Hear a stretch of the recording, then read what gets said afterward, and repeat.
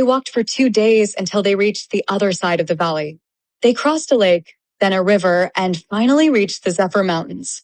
The mask signaled the location of the sapphire stone to be atop the mountains. Therefore, they decided to rest for the night on the mountain floor base. The environment was a mixture of desertic plains with different types of scattered trees. You could see cacti and pine trees together. The air was pretty dry, but not as dry as a complete desert. Soon, they fell asleep to the sounds of coyotes howling and the rustling sound of firewood. The following morning, Mr. Napoleon woke them up just before sunrise. "It's time to go," he yelled as he stretched his arms, then picked up his bag. Orion was the first to follow Napoleon's call, and soon they were all walking up the mountain. "We'll find some food on the way up there," Orion suggested. They hiked the mountain for about an hour, then they hunted some game. They made a quick bonfire and ate breakfast. Once their hunger was satisfied, they continued their hike. After a few hours of hiking, Crimson said with the mask on his face, "We're so close now. The blue light looks brighter than ever." He then pointed to a cave on the mountain about half a mile ahead. "It's surely inside that cave." "Is that smoke coming out of that mountain?" warned Mr. Napoleon. "It sure looks like it," Orion confirmed. "Quick," said Crimson. "Someone might have found the stone and they're resting next to a bonfire." Everyone in the party glanced at him, some frowning their eyebrows. "You think there's a bonfire in that cave?" asked Mrs. Layla. Everyone else laughed. "What? Why are you all laughing?" asked Crimson, feeling embarrassed, but not really knowing why they were laughing at him. "Boy, there is a dragon inside that cave, not a bonfire," Mr. Napoleon explained. "What?" Crimson exclaimed. "You're saying that smoke is coming from a dragon?" "It's the most likely scenario," agreed Orion. "I can't believe it," said Crimson. "I told you there were dragons here," Napoleon said.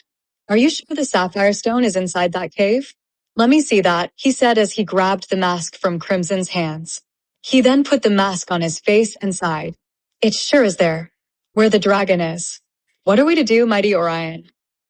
Orion pondered for a moment. His jaws seemed to throb a little as he clenched his molars, stressing out from having to devise a plan fast.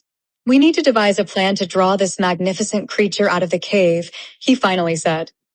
"You mean magnificent beast?" Mrs. Layla remarked sarcastically. "I'll draw him out," proposed Crimson. "Valiant on your part, but impossible," Orion declined. "You're the one who have to get to the castle in one piece." He then glanced at his legion. "I need at least 2 volunteer troops.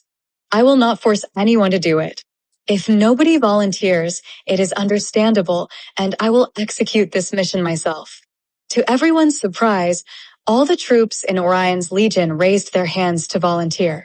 Everyone else got goosebumps seeing that. "I am honored to serve with you all," Orion said, bowing before them. He then glanced at Crimson. "Could I please ask you to give the emerald stone to my legion, in case anyone gets injured while distracting the dragon?" "Please take it," replied Crimson, grabbing it from his pocket and tossing it over to Orion. "Very well, and thank you," responded Orion as he took it. "I can be of use as well," proposed Icones. Everyone seemed to be cooperating, which raised the spirits of everyone there. Orion was so pleased, he even had to hide the lump in his throat. "No need. You must be protected as well, since your kind are precious to us," Lady Icones replied Orion. She bowed in return. Icones blushed a little and smiled. Orion gave the emerald stone to a commander in his legion and blessed them. "Hike to the east side of the cave, and we shall hike up through the west. We will wait, and as soon as the dragon is out of the cave headed towards you, we will enter the cave and grab the sapphire stone. May courage, strength, and wisdom accompany you all in this mission. I am deeply proud of you." He then glanced at Crimson and the rest. "We part now." They all did as Orion had instructed. The legion went up east, and the rest of the party west, up the mountain. Once everyone was in position, and with a clear view of the other party across the hill, Orion raised his hands to signal them to start the operation. "Now," Orion said in a low voice so that dragon wouldn't notice him. But they did see his hand gestures and understood perfectly what he meant. Orion's legion began to shout and whistle to make the dragon come out. Come out, pretty dragon! Come out! Ah, they yelled. In a few moments, a loud growl was heard from inside the cave. The mountain itself seemed to rumble. Roar! The dragon came flying out of the cave. He was larger than they had anticipated, dark orange with white and dark green stripes on his belly. He flew above the mountain. We're over here, silly dragon, the commander trooper Elias yelled. The dragon soon located them and glided down towards where they were. Let's go now, Orion exclaimed as he began to go up the cave. They all felt their hearts beat so fast while running. This was the real deal. Crimson tripped on a rock and scratched his hands while landing on the ground, hitting some rocks, but he didn't even feel pain. He stood up as if nothing had happened. Everything feels like it's going in slow motion. This might be the time that I die, Crimson thought to himself. The cave entrance was not that far from them, but Crimson felt he had been running for ages.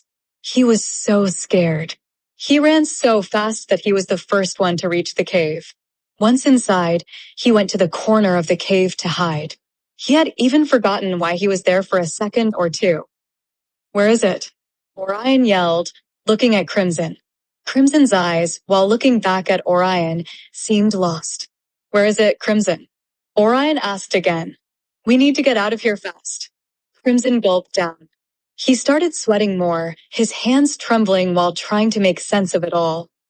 Give me the mask, Napoleon finally said, grabbing the mask from Crimson. Napoleon put on the mask and looked around. It's there, Mr. Napoleon exclaimed, pointing at another corner of the cave. Princess Molly. Crimson thought and finally snapped out of it. Then he stood up and sprinted towards the corner Mr. Napoleon had signaled. I got it. Crimson extended his right hand up in the air, holding the shiny blue stone. We go now, Orion yelled. What? But the dragon is outside, Crimson cried. I'll distract him. You and Mr. Napoleon go get the ruby stone. You're staying. Mr. Napoleon was shocked. I need to look after my troops, responded Orion, running out of the cave. I'll meet you at the castle. This was not part of the deal, exclaimed Mr. Napoleon. We need you by our side. Go now, before it's too late. We'll continue to distract the dragon, Orion yelled. Thank you, Mr. Orion. Crimson yelled, feeling a sense of guilty relief. Orion nodded and exited the cave. He then drew his sword out and rushed towards the dragon. Crimson was awestruck. He couldn't move. He stood there with eyes and mouth wide open, witnessing Orion sprinting towards the dragon. What are you waiting for, boy? Asked Mr. Napoleon. Let's get the hell out of here. They exited the cave and ran down the opposite direction. Crimson glanced at Orion one last time, who was just reaching his legion and the dragon. Don't look back or you'll fall down, exclaimed Mrs. Layla. They continued to run down, and soon they were at the bottom of the mountain going back for the ruby stone. Crimson paused and looked down at his right hand, which was holding the sapphire stone. A tear then came down his cheek. Mr. Orion, he whispered to himself as he wiped off his tears.